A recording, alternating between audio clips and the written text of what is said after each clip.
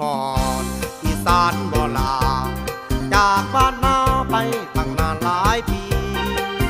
เป็นยังคือจังมิดจอยพอปานว่าหอยไปมิดสี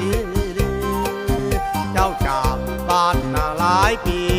บ่คิดหอดพี่กะให้คิดหอดแม่เป็นห่วงบ่นอบ้านเกิดหรือไปตาเลิดบอกเคยแย่แสพ่อปานต่อยอย่าลงต้มพ่อแม่พี่